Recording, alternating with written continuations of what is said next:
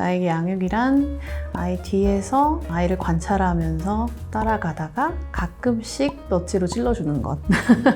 아이와 저와 남편의 삶이 딱 적당하게 공존하는 것 같아요. 그러니까 누가 누구에게 희생하거나 끌려다니지 않고 각자 잘 함께 사는 것 같아서.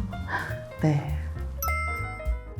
2009년부터는 아이디어 컨설턴트로 일하고 있고 2010년부터 이제 스냅 사진을 찍기 시작했죠. 2013년부터는 엄마라는 직업을 얻었죠. 2021년부터는 이제 리틀감이라고 하는 어린이랑 줌으로 토론하는 일을 하는 사람이다. 그래서 직업이 4개다라고 이야기를 하고 있어요.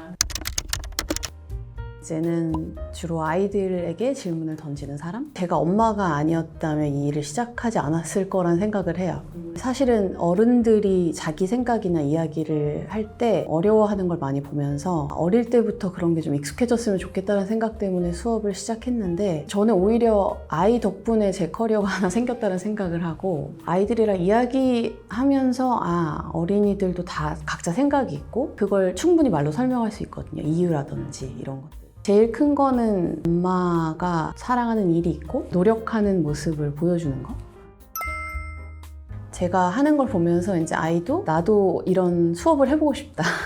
그래서 이제 다른 자기보다 어린 친구들 대상으로 종이접기 수업을 열기도 하고 자기만 아는 자기 중심적인 아이였던 부분이 분명히 있었던 것 같은데 조금 더 자기가 오히려 할 이야기를 참을 때도 있고 배려해 줄 줄 아는 모습을 봤을 때 이 아이가 컸구나 라는 걸 느꼈던 것 같아요. 최근에. 요즘에는 이제 베르나르 베르베르 작가 책을 막 빌려서 베르나르 베르베르. 지금 나이가 몇 살?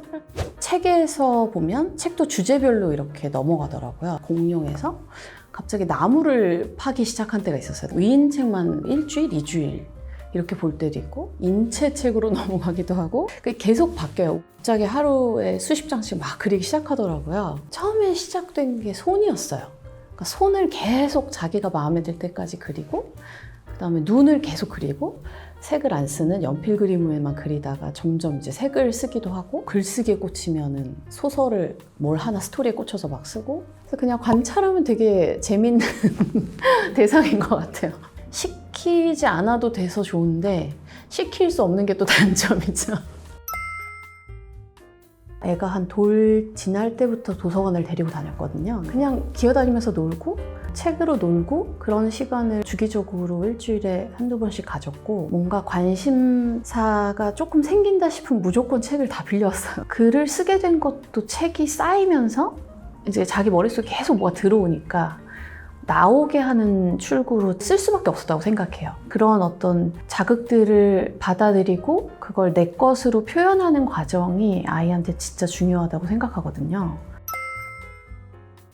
아이를 지지하고 관찰하면서 따라가기? 저는 하지 않으려고 노력하는 것 같아요. 뭔가를 내가 앞서서 하지 않으려고 노력하고 아이가 뭔가를 선택하는 거에 있어서는 주인의식이 아이한테 있다는 걸 알려주고 싶어요. 대화를 일단 하면서 아이가 조금 관심을 뭔가를 보일 때 넛지라고 하는 살짝 넣어주기? 근데 그랬다가 만약에 아니면 바로 빼요. 보통 우리는 아이가 백지의 상태라고 많이 생각을 하고 그렇기 때문에 뭔가를 집어넣으려고 한다거나 가르쳐 주려고 한다거나 끌고 간다고 생각하는데 그걸 기다리는 게 제일 어려운 일인 것 같긴 해요. 그게 나올 때까지. 근데 그냥 다 가지고 태어나기 때문에 앞서지 않으려고 노력을 많이 하는 것 같아요. 놀이터에서 거의 왕따인 엄마 아빠들의 모임이라고 해요. 저희는 현생에서는 만나기 힘든 결이 비슷한 사람들? 보통 저 놀이터 가면 친구도 별로 없고 만나면 이제 다 학원 얘기를 많이 하거든요. 전 사실 할 얘기가 없어요, 거기서. 근데 거기 가면 이제 나도 그랬는데 그런 친구들 다 모여있더라고요. 교육보다 나한테 더 관심 있는 사람들? 그리고 나를 키우면 아이는 그냥 잘 큰다라는 사람들? 아이를 키운다기보다 그냥 아이보다 나나 키우자. 육아의 알을 나로 생각하자. 육아의 알을 나로 생각하자. 아이를 키우면서 생각할 수 있는 모든 주제로 다 얘기를 했던 것 같아요. 특히 육아에 대해서도 그냥 책으로 보고 나 혼자 고민하고 나 혼자 결정하고 시행착오를 겪으면서 해왔다면 거기에는 이미 나와 같은 길을 간 친구들이 있고 언제든지 얘기할 수 있는 사람들이 있다는 게 굉장히 큰 힘이 됐고,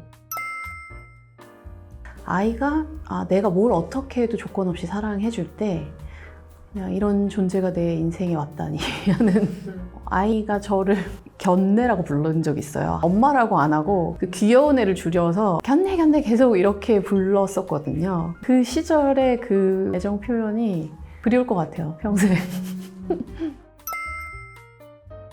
그러니까 예전에 아이를 낳기 전에는 어디 가든 사랑받는 아이였으면 좋겠다는 생각을 했었어요. 근데 아이를 낳고 키우다 보니까 그냥 자기를 사랑할 수 있는 아이였으면 좋겠다. 자기 인생의 주도권을 자기가 가지고 자기한테 귀 기울일 수 있는 사람? 그리고 그거를 누구한테든 그냥 당당하게 이야기할 수 있는 사람이면 좋겠다. 아이한테 뭘 넣어야 된다고 생각하지 않았으면 좋겠어요. 그냥 아이를 계속 지켜보면서 끄집어내는 역할이 부모라고 생각하고, 아이가 어떤 걸 끄집어내려고 선택을 하든 지지하는 게 부모의 역할이라고 생각해요.